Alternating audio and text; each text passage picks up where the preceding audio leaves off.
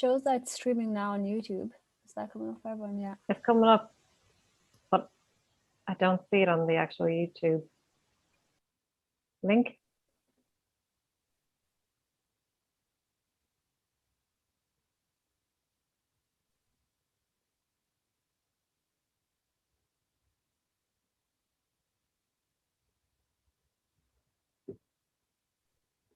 Oh my. Okay, they're gonna tell us when we can speak, so we can just not talk and be on mute for a while. Sorry, guys.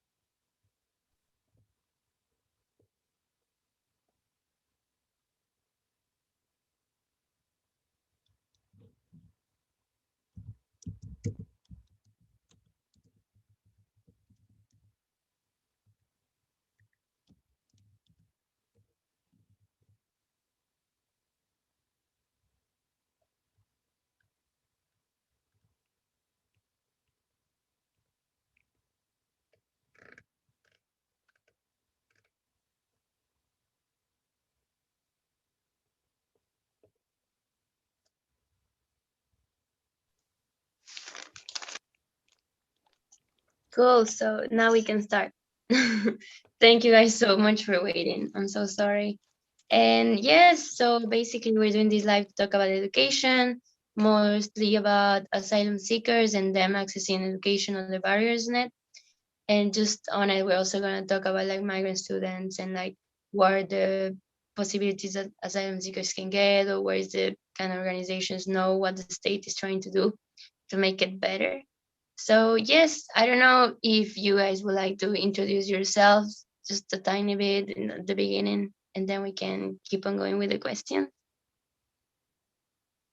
So Ray, you want to start maybe just with a small Sure. introduction? I'm Ray Finucane, and I'm representing further education and training. I work for Kildare and Wicklow ETB. Thank you. Next on my screen anyway. So my name is Fiona Hurley. I am the Policy and Communications Manager at NASC, the Migrant and Refugee Rights Centre.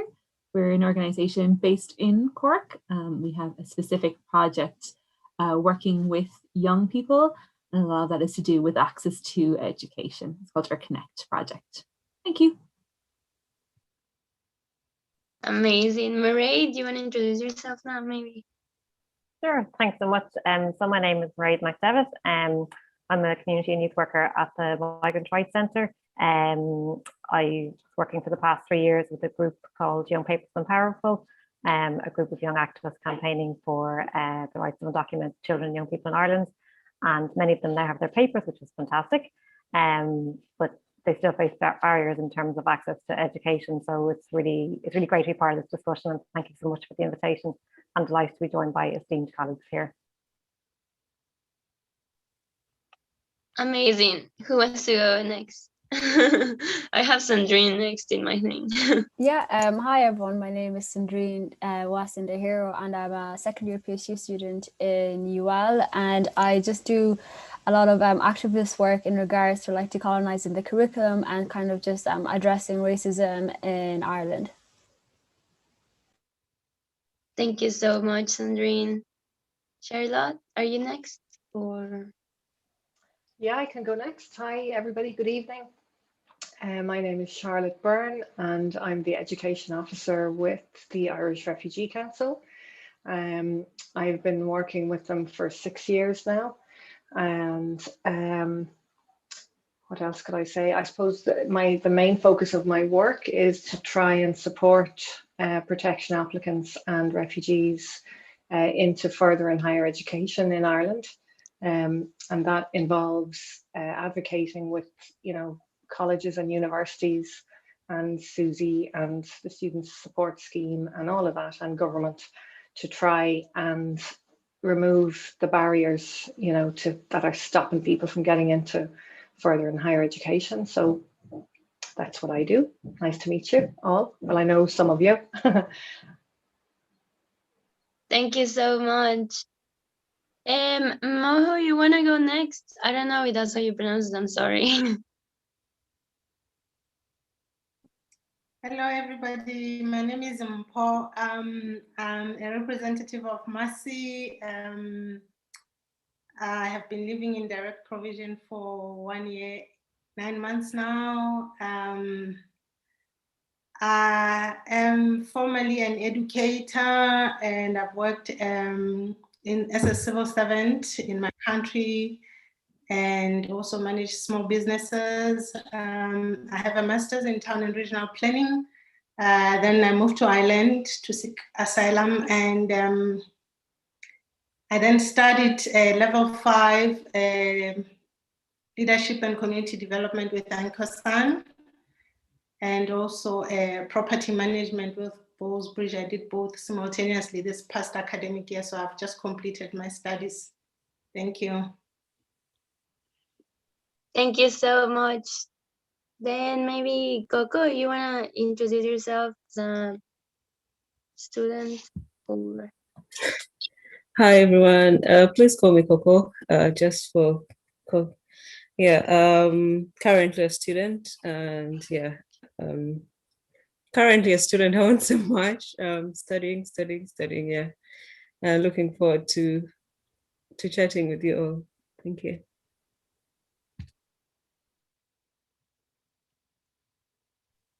so yes, thank you so much, everyone. Like, I think this is an amazing group of people. So yeah, just this could be like a conversation, so anyone can start talking.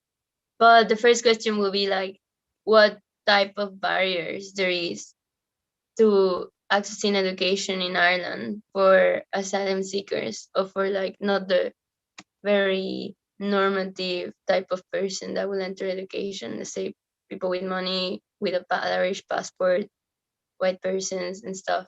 So which one would be the barriers? And yes, or yeah, like what have been your experience in obstacles in education for you? Maybe we can start with Coco if you want, if that's okay, or I don't know. Yeah, it's okay with me. I came in Ireland in 2019. Still in direct provision, and so many things have happened in that I haven't got a response yet from Minister of Justice yet. And when I came to Ireland, I was put into an emergency center for 9 months, and within those 9 months, there was lack of information to resources, things like education, medical cards, where to go in case you needed counseling, things like that. So no one came into the hotel to talk to us about things like that. So with education, we had to ask around, and since Irish Refugee Council is representing me, I had to go to them, and they had to give me information about education education, representation, things like that, and they've been helping me a lot. I've never got any information from Ministry of Justice about which schools can help me further my education, which courses, the support. So it was very, very hard for me to access things like that. And when I was posted into a hostel, another thing that happened is that I did talk to a few of the people that were in the hostel, and they had to tell me that they had to involve the community for them to attend education. It was so hard for them to go for further education, do courses like healthcare or hotel courses, because the community didn't want them to be involved with their kids in the neighborhood. So it was so hard. They had to involve, maybe they had to write letters to the Ministry of Justice. They had to convince the education system in Ireland. So things like that have been a barrier for most of us. And then the other thing I did face was that the fact that most of us come here when we've at least have a little bit of education back home.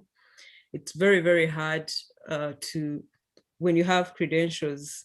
I don't know how they balance them here, because I had to go back to a level 4, and yet I have a degree back home.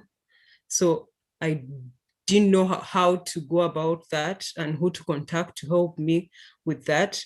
And just recently I had to, with the help of Irish Refugee Council, I had to contact CDEBT.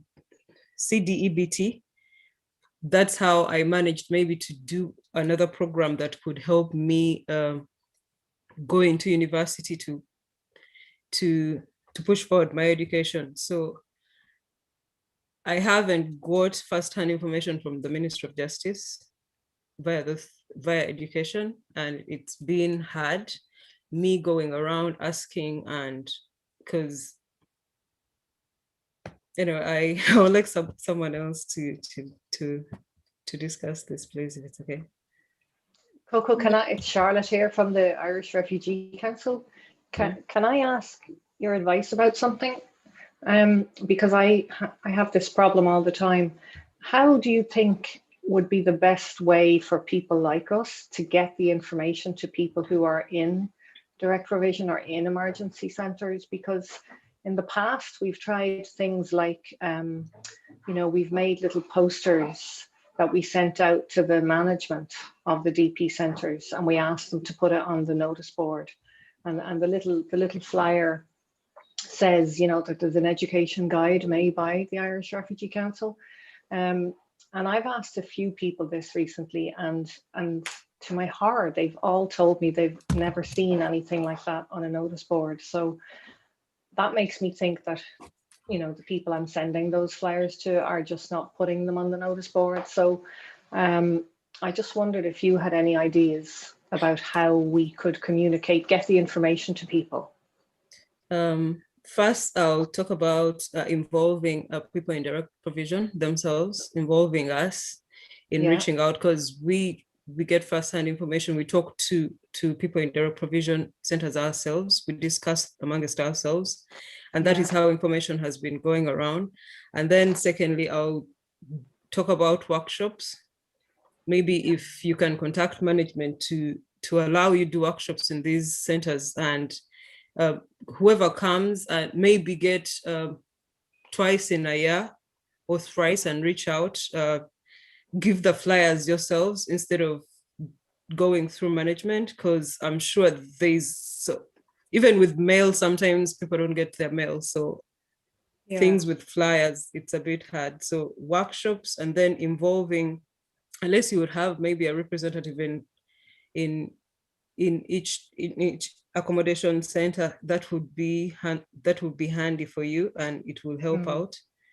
I actually thought of that recently, because I was speaking to somebody who is the chairperson of the residence committee of one of the DP centers, and so the conversation I had with her was, would it be a good idea if we just maybe one evening had a, we came online like this on Zoom, and so if she could tell everybody in her center that if they want to talk about education, to come on to this very casual Zoom call, to try and spread the word like that. And for that, it means that I would need to find somebody in each center who would be willing to be the coordinator.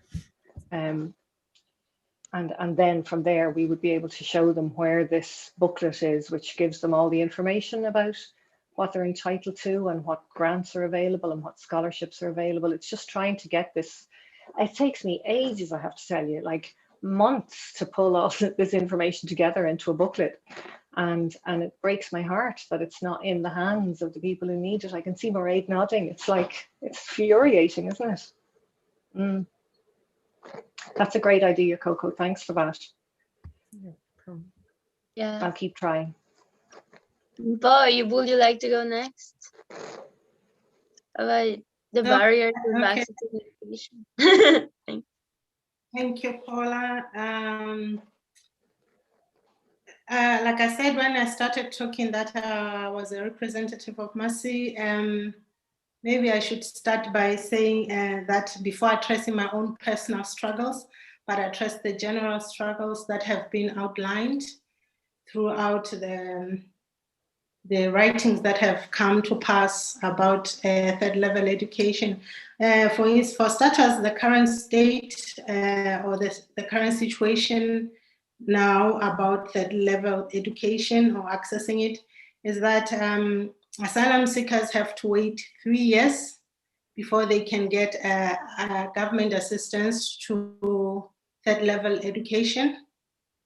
That is what is happening now. For instance, people like myself who has been here like 1 year, 8 months, when I apply to universities, I don't qualify for things like SUSI, I think, because I haven't been here for 3 years. So I would have to outsource funding from places like Irish Refugee Council and the likes, and you would find that they have a long waiting list. So it takes forever for one to qualify.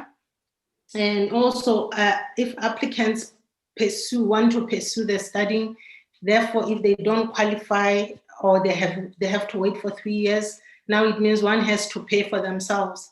And the downside of it, above everything else, is that whilst we are still in the process, we are still regarded as non-EU residents. So it means one has to pay those exorbitant fees that are expected from non-EU students. So it's impossible for anybody to study then in that light.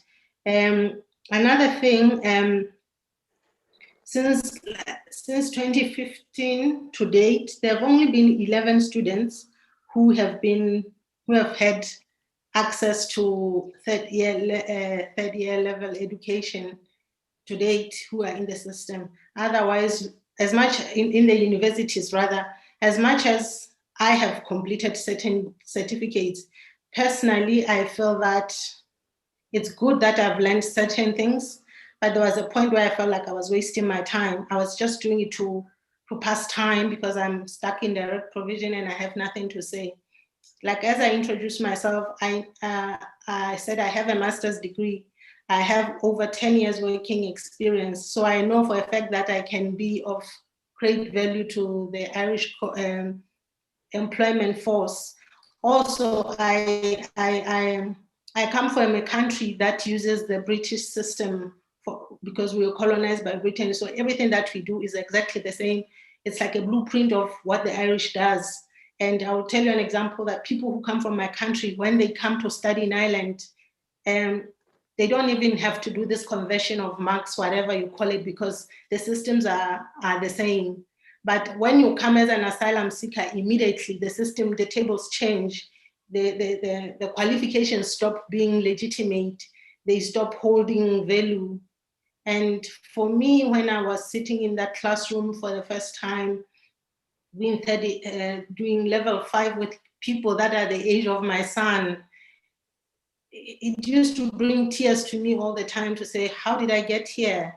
But then because of the situation, you toughen up, you do what you have to do, but it's really been very difficult.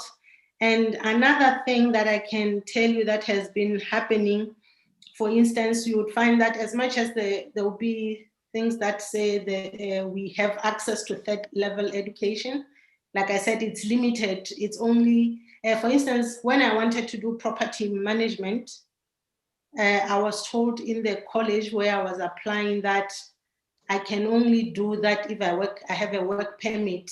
So do you realize that certain courses are reserved for certain people, even if you're still in this asylum process and at that level of level 4, level 5, the minute you're not doing social care, it's like we are all shoved into social care. That's the one that takes us without any questions. All these other courses, the minute you want to venture into them, then they start to have a bit of restrictions. So it makes it almost impossible. Imagine somebody who's been here and they've received a negative response and they can't get a work permit. That means that such a person then will never study anything. They will be stuck, they will be channeled to one. And for me, I always see it as like they are creating a cheap labor force for the Irish system to push us in one direction. If we are here to diversify the economy, why not allow me to excel in the field where I know better, where I can excel, because that's where I'm comfortable, instead of forcing me into something that I don't want to do. That's when people will start even doing abuse and stuff, because you're just doing it to survive. You're not doing it because you're passionate about it, you know. I'll give you another example. I don't know how much time I have, so please tell me if I'm taking too much time.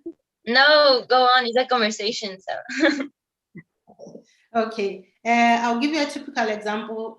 When parents have received a deportation order, let me put it in an example of a family that I know. The family has been on deportation for the past 10 years, and the deportation has not obviously been effected because they're still in Ireland. The kids from that family cannot access third level education because they are kids from, so it's 10 years wasted on those kids. What are they supposed to do? And then later on you come hearing, oh, these people come here, they become criminals. What do you expect? Like, they have kids wasting time there, not having anything. Obviously they end up, you know what they say, idle minds are a devil's den. So they're there and they end up getting to all sorts of things because they don't have anything to do, simply because of their parents' status, you know. And also this past year, academic year, I know of 2 kids who did exceptionally well in their high school living set, and they wanted to do BSc degrees, and they did not qualify. They did not get support, and their parents have been here for over 3 years. Like I was saying, it's so restrictive in terms of courses. When people want to choose certain courses, it becomes very difficult. And I remember last year, okay, not last year, but in 2019, just before the lockdown, I attended international, what was it called? International Engineering Day or World Engineering Day. I can't remember exactly what it's called, in Dublin. And I was so shocked when I heard one of the presenters, who's the head of engineering here in Ireland, I can't remember the name as well, unfortunately, but he was very precise to say that Ireland lacks kids who want to do engineering. They have like intake of about 2% or so. Most of their engineers, they outsource from other countries. When they need certain skills, they get them from out there. And what shocked me is, because I know a lot of engineers, different types of engineers who are in the country, myself included, because I'm a built environment specialist, so I'm close to, it's like a sister branch, you know, and they can't employ us, but they would rather go and look for somebody outside simply because of my status. So it doesn't even make sense to me how it works like that. And when they were talking about kids who are not motivated to do engineering because engineering is deemed to be so difficult, we have kids like this too that I'm mentioning who could not have the chance to do BSc or You know what I'm saying? So it's a very complex thing, really, when you look at it, and there will be documents that say this should happen, but the reality is different. And those two people who did their leaving certificate that they wanted to do engineering, did they, when you say they couldn't do it, did they apply through the CAO and they didn't get an offer? Was that the problem? Or did they get an offer but couldn't get funding? No, Do you know? they actually got accepted into the universities they wanted to study, but the problem was funding. So because there was no funding, the parents could not afford to pay for them. So they had to stay. And were they, and they were here 3 years? Were they? You think? Well, I'm not quite sure, but I'm suspecting they might not, but I'm not really sure on that. But the point I think I was making on that is that to say, that's why I'm saying, because of the restrictions of 3 years, whatever, people are unable to proceed, whether they have great marks or whether they could have a potential of being assets to the country. They have to wait that period, and who knows what can happen to a child between 1 year to 3 years while they are waiting. You know, if it's a girl, they may end up falling pregnant, whatever, you know. So yeah, but it does seem to me, like, in experience of studying all of this and like seeing so many cases and hearing, it's kind of like such a catch-22. It's kind of like, no, our degrees from outside are not qualifiable, are not so worth it, which is such a colonial thought, like, oh, education is not as good in other countries as it is in Europe. But then they also don't facilitate like people to be able to study inter-level education. So then it seems to be literally to made for people, foreigners, that they do not need to not stay here, which makes everything so complicated, in my opinion. Ray, what is your understanding of students, like of the experience, like that were in direct provision or stuff that came into your institution? Is there a different understanding for them or something? To a degree, there is. What we've just heard there is an indication that the provision available in this country at the moment is very, very inadequate. Inadequate in all sorts of ways. And the point that was just made about that being a wasted resource and a missed opportunity is very well made and a very important point. We speak a lot about investment in people, but we don't always practice it, and there are very significant ways in which we don't practice it at all. The inadequate provision is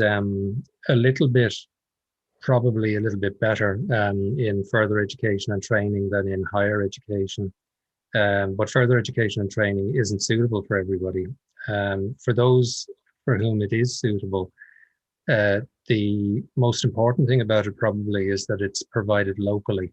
The direct provision centres are all over the country, and all over the country there are ETBs, and in those ETBs there are centres and types of provision that people can get access to, but I don't think that the information is properly available to people. Only last year, for the first time, the part of the ETB provision that I'm involved in became available to people in the direct provision system, as long as they had received their letter from the Department of Justice granting them access to the labour market. The reason for that is that the type of provision I'm talking about is a labour market intervention in the first place. So it has a direct connection to labour market matters. And what we've got is, it's called the Vocational Training Opportunities Scheme. And it's the only fully funded, full-time adult education provision that exists in the country. And there are only 5,000 places nationally. Every part of the country has either VTOS centres, or it's provided, as in Dublin, it's provided in what's called dispersed mode. So you'll find that there are opportunities for learning that can be funded under VTOS. It's difficult for anybody to get this kind of information. It must be virtually impossible for people in the direct provision system to get it. And I have tried in the local direct provision. There isn't a direct provision centre exactly where I work, but there is a hotel that's being used for the purpose. And I've tried approaching the hotel a couple of times, and I've found it very difficult to break in and get to talk to anybody at all. I found them very reticent and unwilling to commit themselves to anything. They may well have some good reasons for being protective, I suppose, but it isn't helping the people inside if people like me are unable to get the message across that these things are available. We do have some people from that hotel in our centre. We're one of the bigger VTOS centres in the country. We've 160 full-time places. And because VTOS centres are very small, usually they can be as small as 20 places. So 160 would be one of the bigger ones. Where's that, Ray? This is Bray, that County Wicklow. So it's Bray, on the fringes okay. of Dublin. Yeah. And 160, in Dublin, fabulous. yeah, just down the road from us in Dunleary, that's a different ETB. That's Dublin and Dunleary ETB. They don't have VTOS centres there. They have places for people to learn in that can be funded under VTOS. But in our centre, everybody, every full-time learner is funded by VTOS. And that means fully funded. And it's very full-time. It's a 28-hour-a-week timetable. And is that Biffy, or is it a different place to Biffy? No, but that's what everybody says. Even some of our ex-students think they went to Biffy. Biffy is but it's a large. training centre. Yeah, it is. We actually share a building with Biffy now, not the main Biffy campus, but a building in the Civic Centre in Bray. Okay.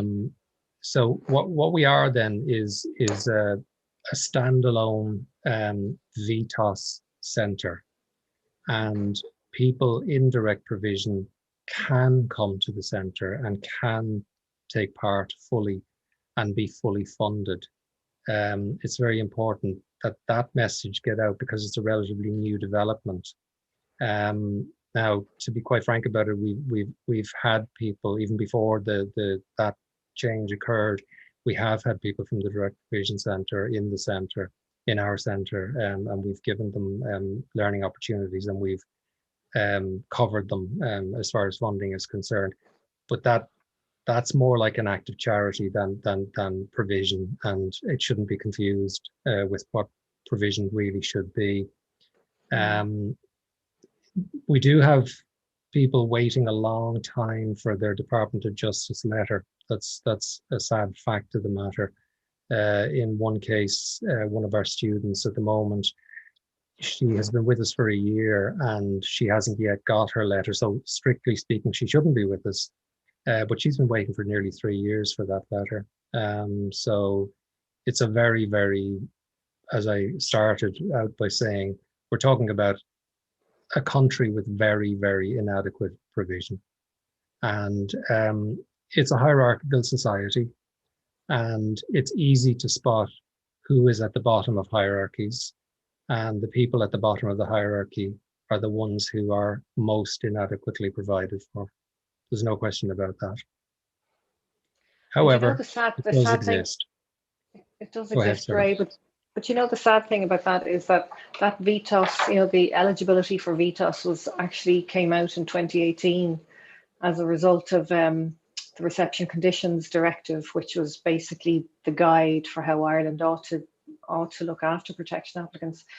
But in 2018, nobody really knew about it. I say nobody, the colleges, you know, the colleges further education. So, and 2019, it was beginning to filter in, but still not very much. And even in 2020, I have to say, I had to talk to, I'm not exaggerating when I would say 30 different people in various colleges, further education, community colleges, you know, IFEs, FEIs, all of those, you know, and explaining over and over and over again the protection applicants with work permits were eligible for VTOS. And so the frustration I would have would be that this information doesn't get filtered. They make decisions high up, you know, and they don't filter down.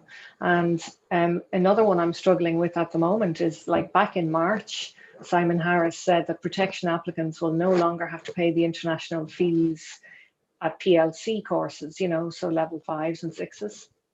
I can't tell you how many conversations I've had in the last 2 weeks with people in, you know, in education who you would expect to be in the know, and they still haven't been advised, you know, from above. So I've spoken to people in colleges, further education, and they're going back to their ETBs looking for guidance.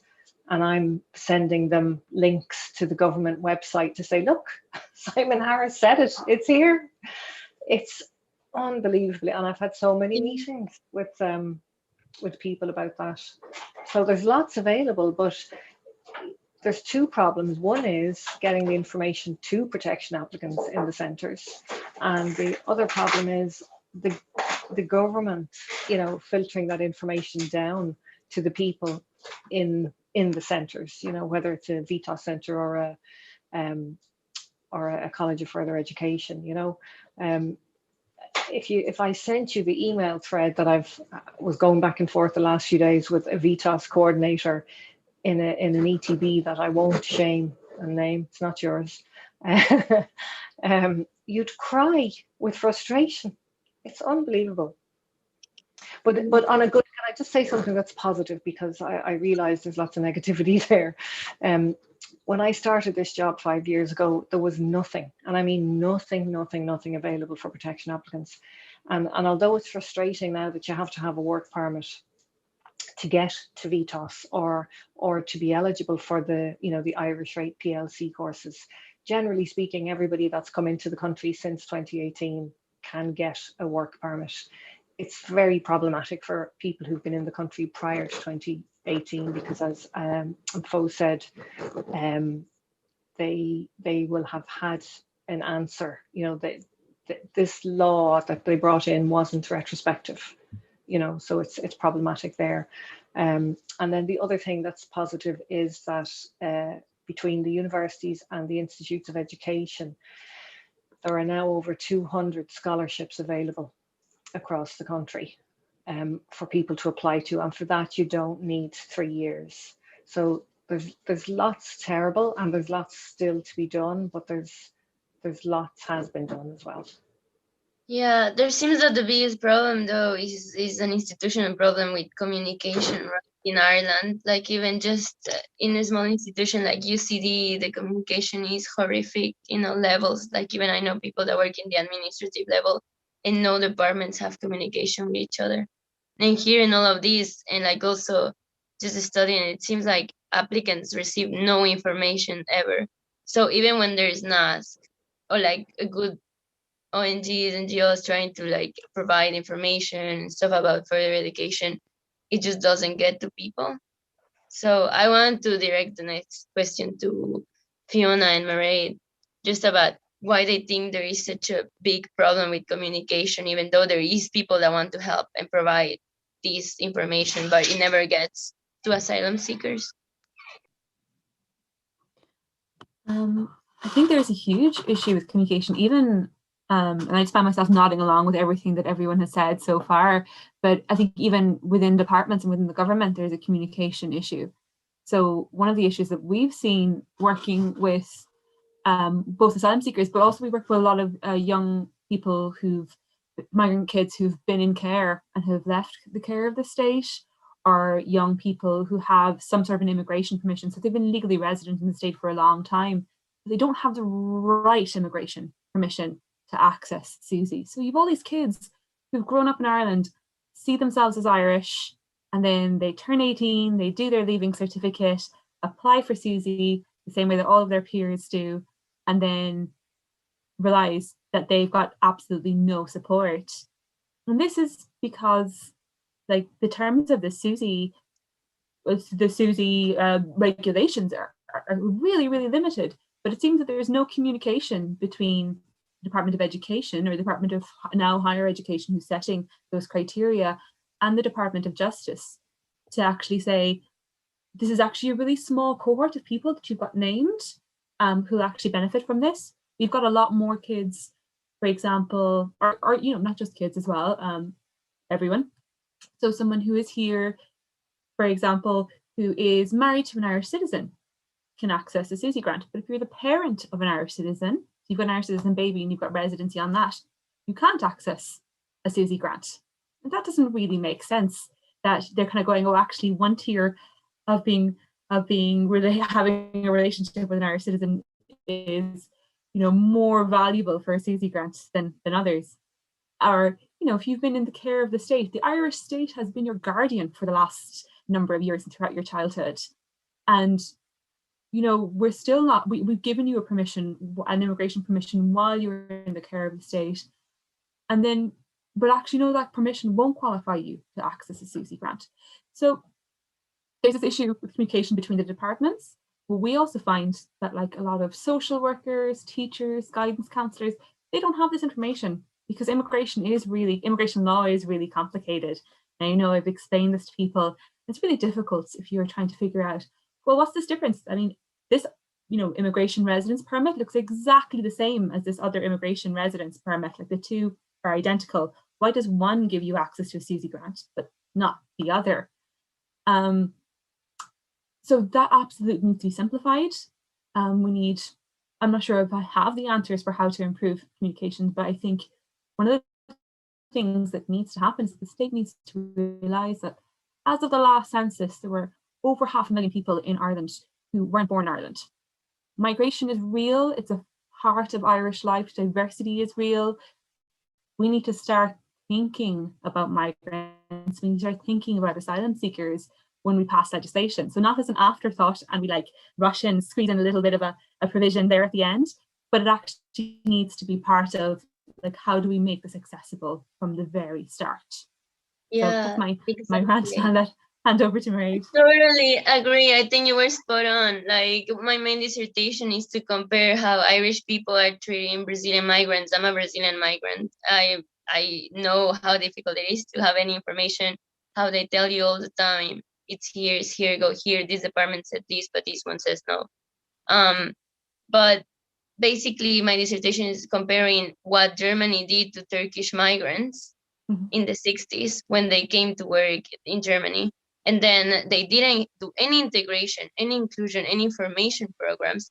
So what happened is that now they have a huge issue of racism and xenophobia in Germany against 3 million Turkish descendants that are German, of third generation migrants. And it's the same, it's gonna happen the same here. So yeah, Marie, could you tell us about the question?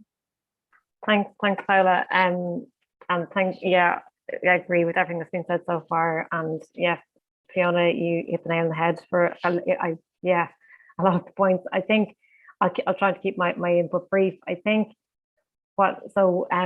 just to frame the context of where MRCI works with the Migrant Rights Centre works with migrant workers and their families. So people who came here to work or came here and found work in different ways and different pathways. And a third of the people that we work with are undocumented.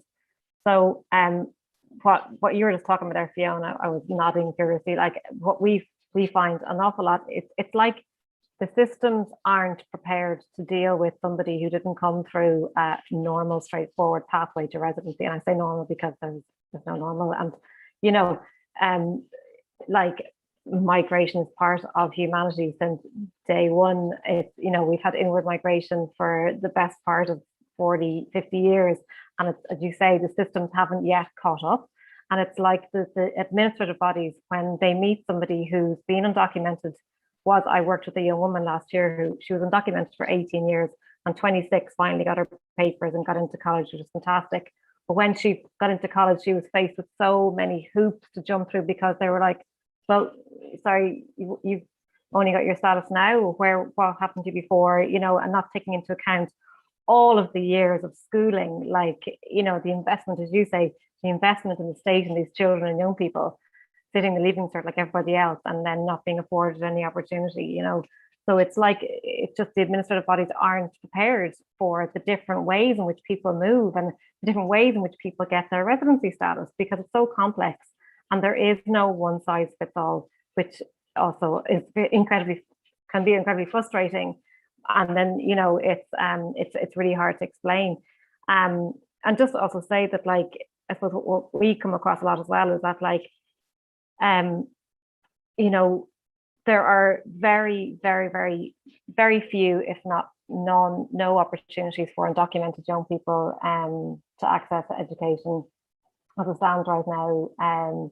If you want to do a PLC course, you still, like, you might have to, you know, show some sort of residency. You might have to kind of lie about your residency just to get into a PLC course. They often ask for proof of residency, and also PLC courses, as Coco and Fo just already stated, they only get you so far, you know what I mean? And I was working with a young man who's on his 4th PLC course. I mean, that's just so dehumanizing to a person's capabilities and potential and talent, you know what I mean? It's just such a waste. And then also as well, there's no the University of Sanctuary programs. They're fantastic, they're brilliant, but they don't offer any scholarship positions to somebody who's undocumented, or even somebody who's recently documented. And that's just unfair, because it shouldn't be a competition. And that's kind of what it feels like sometimes. It feels like a competition just to get a foot in the door, and that's just not how it should be. Anybody who's living here, growing up here, who's moved here for whatever reason, like, has a right to education and should be afforded that opportunity to reach their full potential, just like everybody else. And I think that reducing people to what they can contribute or produce kind of removes from our humanity. So I think it's, you know, it's like, well, what's our, yeah. Exactly, and I feel also is kind of like, and this is directed more to Sandrine, going on that subject. Like, you know, you're studying research about like how there is actually African theorists and like African writers in literature and how this should be studied. And it's this question of devaluing everything that comes foreign, right? And it's not the foreign that we want, like Indian students or Chinese students working in big tech. Otherwise, if it's not that, Ireland doesn't want it. And that's how they're treating everyone. So Sandrine, could you maybe talk a bit on that, and how also, as Bo was saying, that even though you have a master, even though you studied back home, here in Ireland is seen as not enough.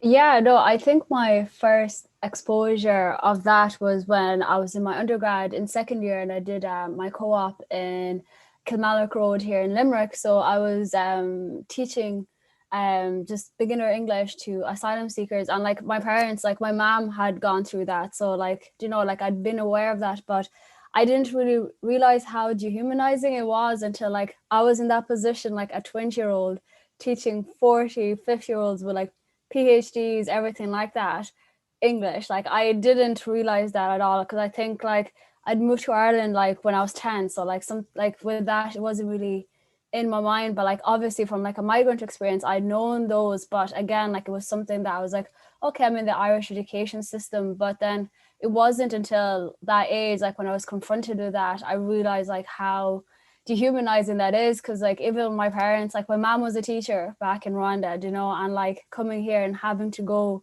to like a level 4, like at a different level than her own kids, which are like, again, like 20 to 50. So like it was just that dynamic. And then like even then, like as an Afro-Irish student going through, like I got Susie throughout like my undergrad, which again, like I was really grateful for. But then like going into doing like the masters, and even like now with the PhD, it kind of looks like whenever it comes to those sense of like scholarship or funding, it's the same topics are getting funded. So like with what Paolo was saying, like I do contemporary African literature, and for my PhD, like I'm self-funding that, like, you know, I'm doing monthly payments, because like I just know I won't be able to get a scholarship in my own department, because like again, like my topic is not what literature is, because again, I'm doing like African literature. So I do think it's a very disheartening thing that people don't really take into account, like when you are like a migrant. And I think whenever I talk about it, I kind of get dismissed, because like, you know, like I've been in Ireland for so long, but then it's like my topic shouldn't not allow me that opportunity, because then it's like, sure, if other people are like, okay, you know, like Sandrine is doing this, the documentary X, Y, and Z, and like I'm still not getting that support, like it's a very hard thing then, like for my parents, which are migrants, X, Y, and Z, to self-fund that, because then like a lot of people don't, it's not like that, because whenever it comes to like migrants, like my main thing, like my pet peeve is that stereotype that they have of migrants like being lazy,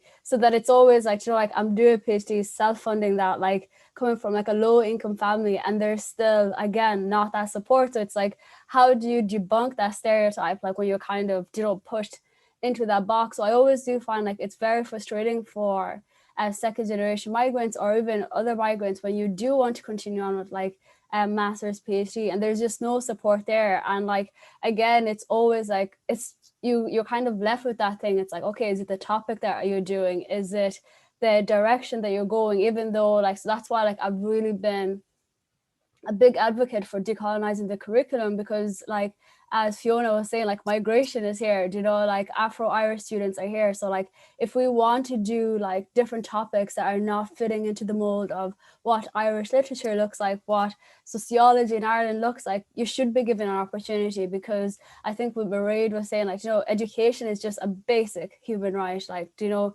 and like this whole sense of competition of like whose work is valued more, even though like I think, especially like in the backdrop of BLM, like there's been this push of diversity, yet you're not giving those diverse students like help to do it, because it's not like they're lazy, like absolutely not. And like, again, as I said, it's from my own family experience, my own experience of self-funding my own PhD. It's like, it's a very frustrating thing being in the educational system where you're like, what more do I need to do? And then like, I think for me, it's like I'd get down about that, but then I'd look at it from like my mom perspective, like going from a teacher to like being literally dehumanized to like, again, nothing. And then like even listening to different stories that I'm kind of like, in a sense, I'm like, oh, okay, I'm lucky that I have the opportunity to being as far as a PhD. But then again, like I shouldn't have to be like, okay, this is not as bad as X, Y, and Z, because again, that ability to continue on with education, and ability to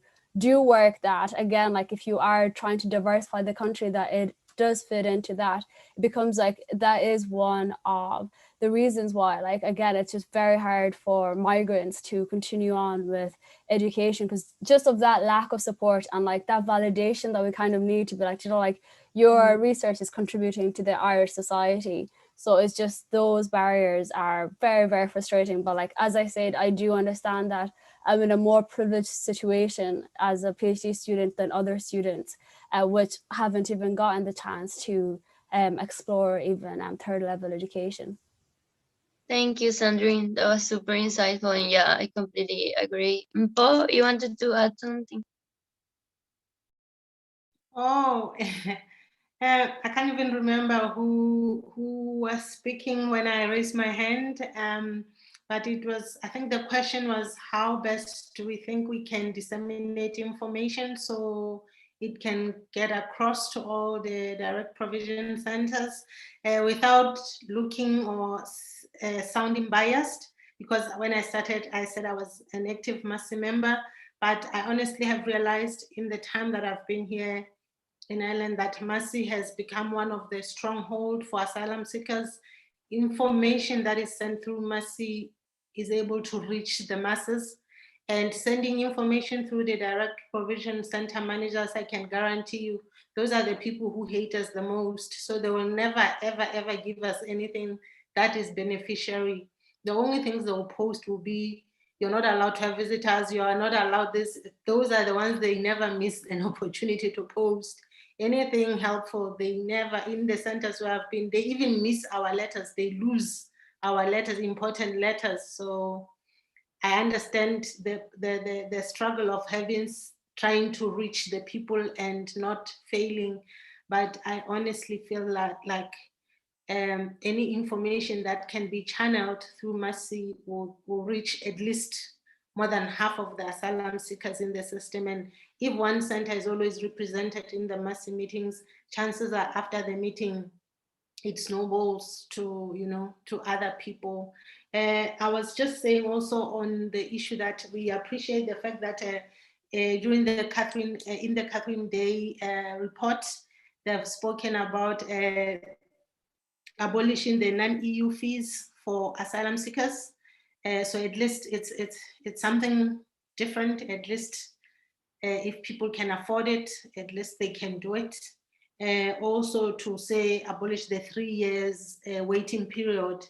But in the experience that I have from studying in Ireland and studying different aspects of the Irish system, I may be wrong here, but I've realized Ireland is very good at publishing things, but implementation is another thing.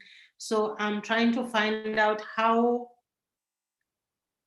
in this coming academic year from September onwards, are this going to be implemented now, like the non-EU fees, the abolishing the 3-year waiting periods? Because like I'm saying, I'm a bit skeptical because I've realized that Ireland is very good at documenting things, but implementing is a big challenge. Thank you. Can I jump in there just briefly? So the Day report said that you recommended that the fees, as you were saying, be abolished, or that people should be able to access on the same basis as Irish citizens and the same conditions. That wasn't included in the white paper. So that is something that I know Mazi, as well as like other organisations in the area, have been advocating for. So I wouldn't expect to see it in this coming academic year, and it's something we're going to have to fight tooth and nail to get. Mm-hmm. Thank you so much. Just one question. You want to respond? But No. I was just acknowledging her response to my question. Yes. So the question. Can I actually say that the non-EU, the non-international fee for the PLC courses that will be in place that is in place for September. I mean, the colleges don't know it, but it is in place. For the PLC, I agree with Fiona. It's not going to happen for the higher education, for the universities. And your other point was, the 3 years. Yeah, the 3 years. The problem with that, I think, is that this is a rule that is also applicable to Irish citizen students. And so the example I always give to people is, if I left Ireland with my children and went to Australia, and then we came back and they did their leaving certificate here, their say 5th and 6th year here, because they hadn't spent 3 out of the last 5 years in Ireland, they also wouldn't be eligible for SUSI. And the counter argument is, yeah, but you chose to leave Ireland. People coming here are not choosing to leave their own country. And that's an absolutely valid point, but I'm sure Fiona and Mairead will agree with me, it's really difficult trying to get that past the government, isn't it? I mean, it didn't surprise me that wasn't taken up, I'm gonna go to the questions now. This is a question anyone can answer, but it's basically, how do Irish colleges will ensure easier accessing for students in direct provision or other migrant students? So, any? Well, I think the sanctuary scholarships have been a really good first step. And I know that some of the colleges are opening up sanctuary scholarships to migrants as well. So not just international protection applicants. More of those would be great. Like as Marie was saying, there is just a large cohort of people, and the last thing we want to do is pit people who were formerly undocumented or currently undocumented against asylum seekers for need. Like we definitely don't want to do that. So we do need to see more places. We'd love to see colleges bringing up to the Higher Education Authority that there is this large cohort of young people out there, or not just young people. I'm saying young people because that's the context in which we normally work with people accessing education, who are eager, who willing, who have the capacity, who have the skills but are unable to do so because of fees. And it might be heard more coming from colleges and from universities than it is from us. I think they're used to hearing us shout about things a lot. So sometimes we get drowned out, I think. I couldn't agree more, Fiona. I think the universities and educational bodies and institutions have a serious role to play, and really need to look in the mirror, I think, a bit about like their role as educators, because I like to quote a bit of Paulo Freire here and there, and he says the role of the educator is not to remain neutral. So I think that like universities need to kind of up their game, and like, as you know, in terms of its role in a more equal society, in a more equal and fair and inclusive society, you know. And I think you've said it, you hit the nail on the head there, Fiona, that they need to do better and to bring it, because they're very powerful institutions, you know what I mean, and they have a lot of sway. And I think also, like, the teachers unions could also, I think, pitch in as well, and the university lecturers unions as well could pitch in. I think that would be really, really helpful. And yes, to more spaces on the scholarship programs. Thank you so much. And yes, I think institutions here, universities, are incredibly powerful, and also hoard a lot of money due to international fees, as we were talking in Po. Like, I feel it's ridiculous to ever ask for asylum seekers to pay that amount, because even for us, being a very privileged economic migrant, it has sucked out all the money out of my family to study in UCD. So yes, and even then you don't have a visa or work, but okay. But yes, the next question is, let me have it here. I'm gonna paste it in the chat for everyone to see. Basically, again, going back to what we were talking, maybe with fees that people said in the white paper. So what should be improving it with education?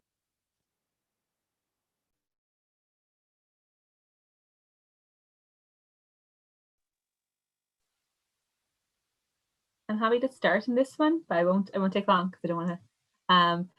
So some of the reforms have been made, but as I was saying in response to Mofo earlier, that, you know, that initial recommendation in the day report about equalizing, I suppose, fees for people in the international protection process and people and our citizens hasn't been made.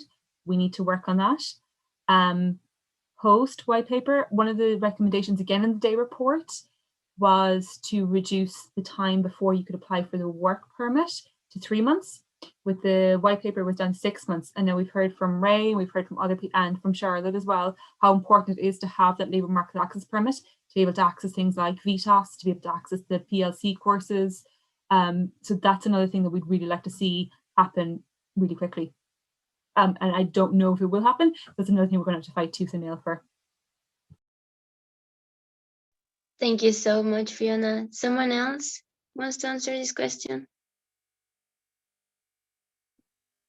I'm not sure if my what I'm saying would be relevant to your question, but I think it might, and you'll tell me if I've gone off the record. I'm thinking, yes, it makes perfect sense that Ireland or Irish government may be wary of people coming in with different qualifications, and they want to sort of vet them to ensure that they're credible, and to have in place short courses that may be similar to what people bring into the Irish system, so that at least one can, for instance, if somebody comes here as a doctor, because we have doctors that were packed in the system until there was the pandemic, then they were good enough to now assist.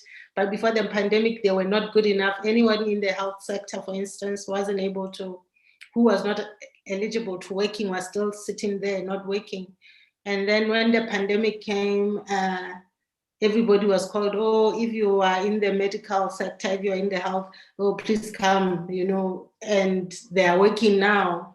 So it just goes to show how ridiculous the whole thing is, if now somebody who was unsuitable before can suddenly, without even going through any training whatsoever to test their credibility, they suddenly absorb them. So my assumption would be, or what I always think is that at least there should be those bridging courses, if I may call them that, to enable people who come here qualified, with some with even expertise that are rare, that they may be able to cross over.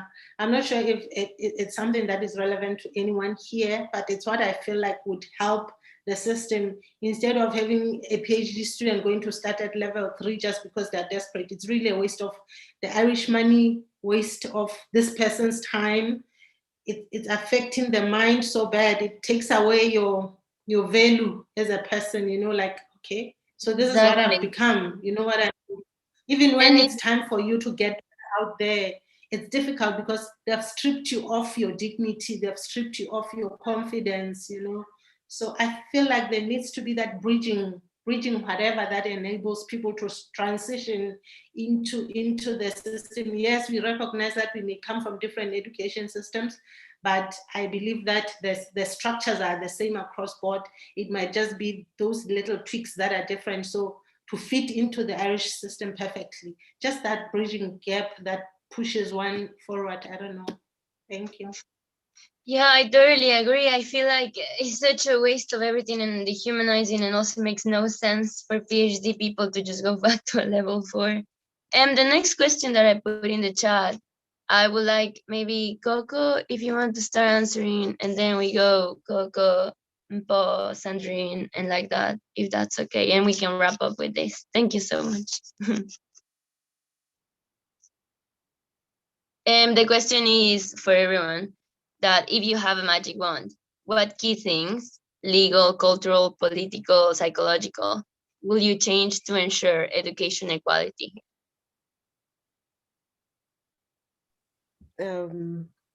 Personally, I would ensure the right people are on a job, and there's information out there for whoever needs it, starting from the time people have gone into the system, just like how they would help give you information on representation, let them give you information on education, medical, and things like that. So to me, it's about information. So if I'm given the right information, how I use it is up to me. So it would be the right people giving me information all the time. So yeah, basically that is it for me.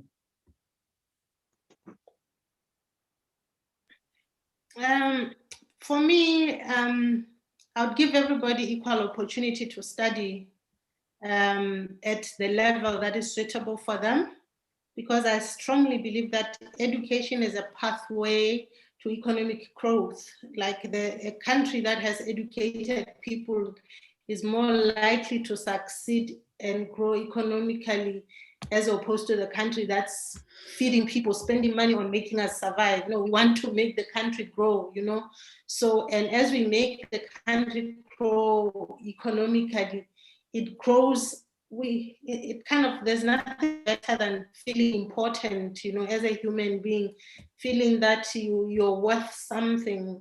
So just give education to everybody and make us be useful in Ireland, help grow this beautiful economy.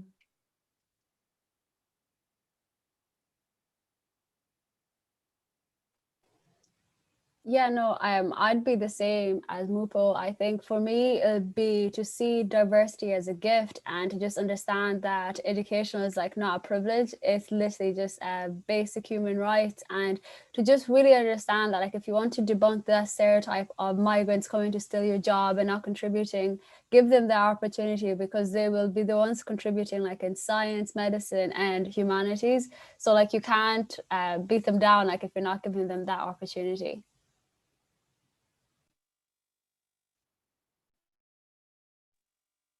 Charlotte, will you like to go next? Yeah, I was having difficulty just having one thing. I have a list. I'll try and be really brief. I would like the justice system to answer people within months, not years, because I think if that happened, loads of the other problems would disappear. I would like the justice system not to give special stamp fours, you know, permission to remain on the basis of Irish-born child or sibling, as Fiona said, or, you know, permission to remain under exceptional circumstances or exceptional measure at the minister's discretion, all those words that basically mean you're not entitled to Susie. I'd like those to disappear. It's ridiculous. So that's the justice system. The social welfare system, I would like it to communicate properly with all the educators, so that everyone in the education world understands what, you know, VTOS is and what back to education allowance is, in reference specifically to protection applicants, because they don't seem to understand that at all.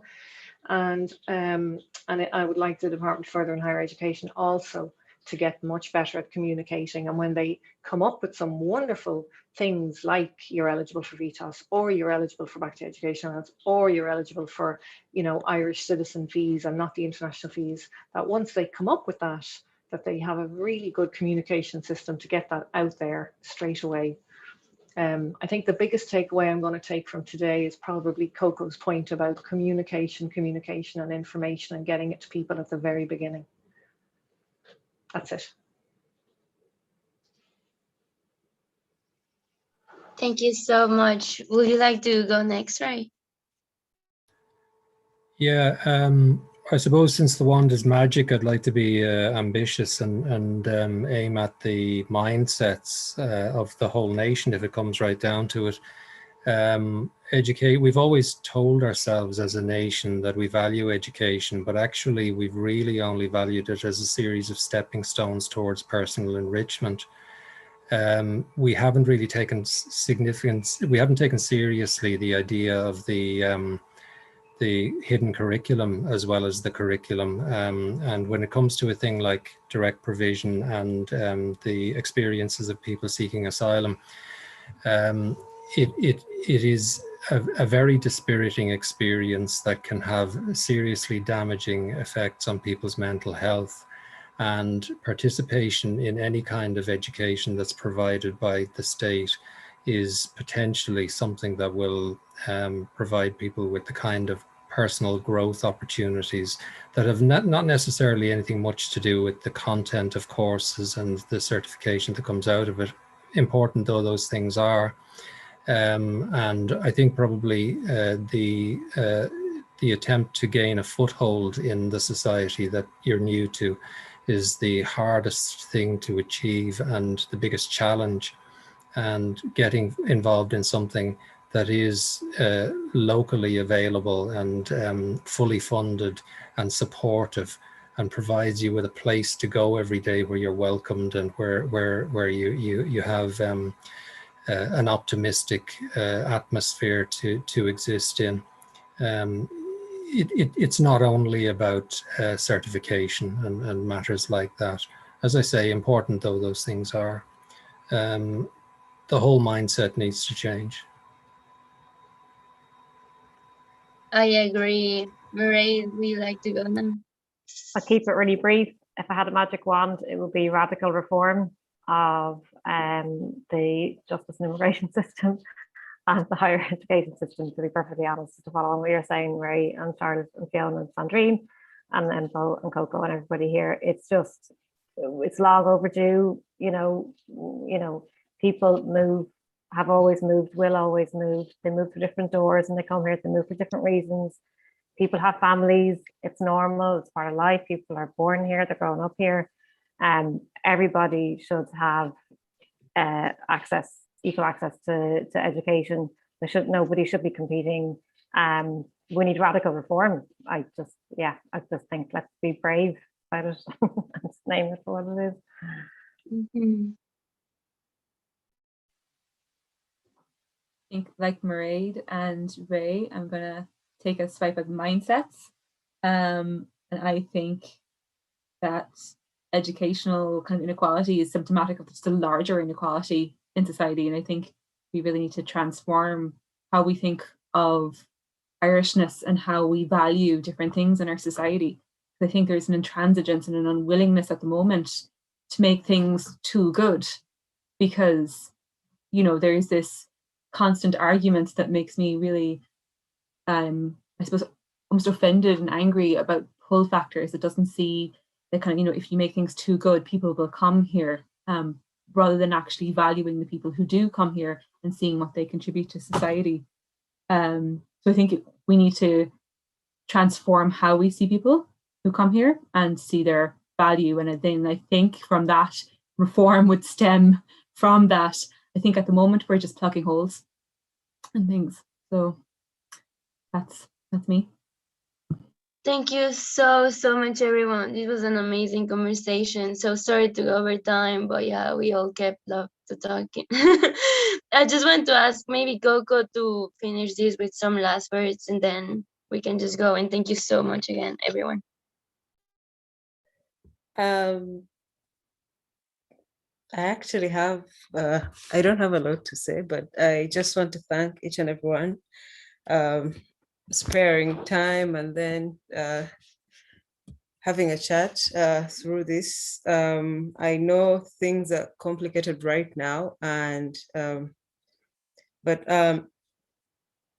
if at all, I don't know, maybe we needed someone from the ministry to maybe come and clarify on a few things that are uncertain. It would make a lot of sense sometime, but then still, I think it takes a village to help out and reach out.